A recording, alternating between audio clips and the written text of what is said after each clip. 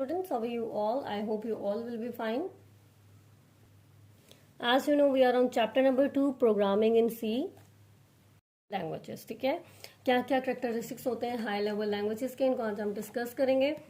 High level languages have following characteristics. These languages were developed to make computer programming simple, easier and less prone to errors. ठीक है, जो languages होती हैं, high level languages होती हैं, इनसे हम क्या करते हैं, हम कंप्यूटर प्रोग्राम इनसे डेवलप करते हैं. ठीक है, तो जब लैंग्वेजेस ज़्यादा ऑब्वियसली ह्यूमन अंडरस्टैंडेबल जो है ना वो फॉर्म में लिखी हुई होती है, इंग्लिश की फॉर्म में लिखी हुई होती है, तो वो इजी होता है. इजीली पर्सन जो है कोई भी प्रोग्राम, कोई भी गेम, कोई भी एप्लीकेशन जो है वो डेवलप कर सकता है.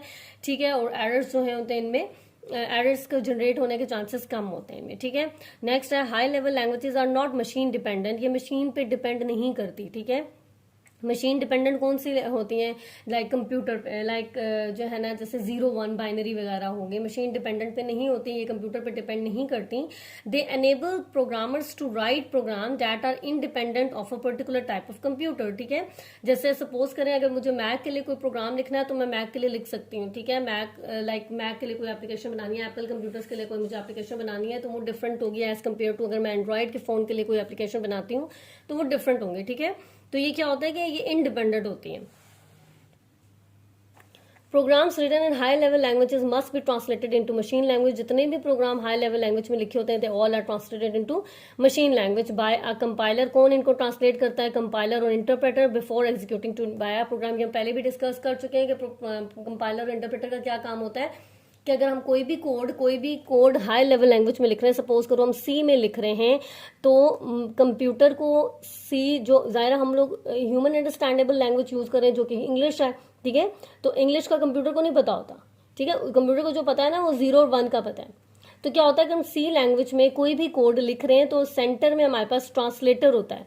क्या होता है, ट्रांसलेटर.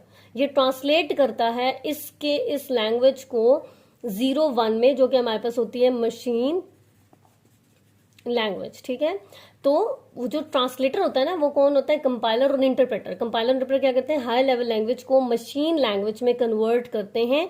ठीक है, ये एज अ ट्रांसलेटर वर्क कर रहे होते हैं. The process of finding and removing error in a program is program debugging is easier in high level language compare to low level language. ठीक है, the process of finding, errors को find करना, errors को remove करना, ये किसका काम होता है, डिबगिंग का काम होता है. ठीक है, जब हम सी लैंग्वेज में कोई भी कोड लिखेंगे ना तो हम उसको डिबग करेंगे. तो डिबग का क्या मतलब होता है कि अगर इस प्रोग्राम में कोई भी एरर है तो उसको एरर जो है वो नजर आए. ठीक है, एरर को फाइंड आउट करें. जब एरर हमें मिल जाएंगे, ठीक है, एरर को पता लग जाएगा क्या एरर्स है, तो हम क्या करेंगे, ऑब्वियसली उस एरर को रिमूव करेंगे. ठीक है, तो ये प्रोसेस बेसिकली डिबगिंग का होता है.